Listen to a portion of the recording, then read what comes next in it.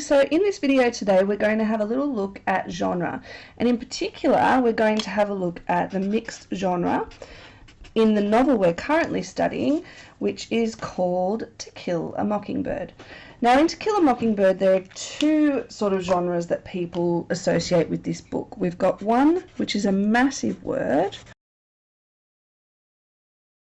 bildungsroman, which we're going to have a little talk about, and the other one is Southern Gothic, that most of you will remember what the Gothic is, and that we're going to be able to go back and have a look and compare what some of those older Gothic texts were and what the similarities between them are with To Kill a Mockingbird.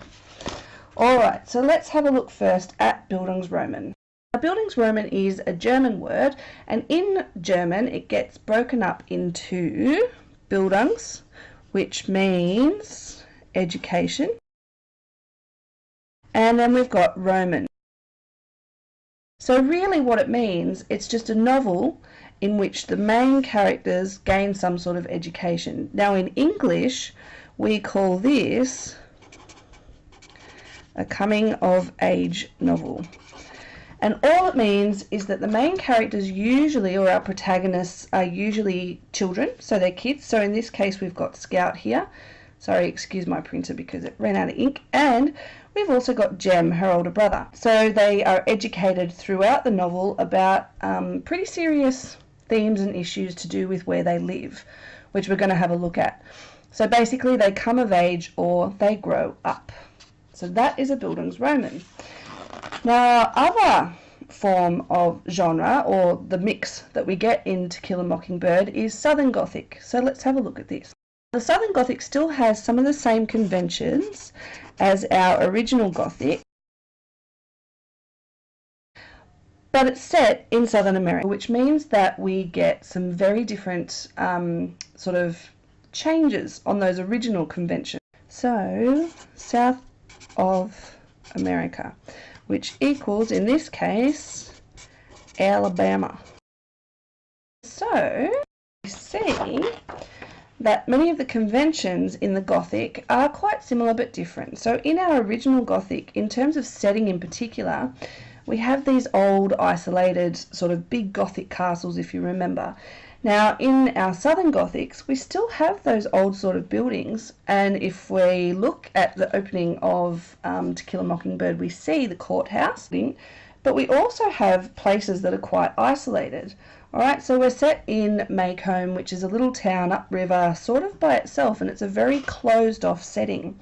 So we get that similarity between the setting of the original Gothics and the Southern Gothic. We also get the supernatural. So in our original sort of Gothic stories, we had guys like this, we had our vampires, ghosts, all of those sorts of things. In the Southern Gothic that we're reading in particular, we have, I don't know if you can see, if I put him here, can you see sort of similarities there between our vampires and Boo Radley? And we also get symbols, so things like dogs, okay, which have a kind of a ghostly or supernatural feel to them, and we'll go into that a little bit more as we read on. Our characters, so Boo Radley and many of the other characters, are also extremely flawed, but had some sort of horrible, tragic sort of past, or something's happened to them to make them the way they are.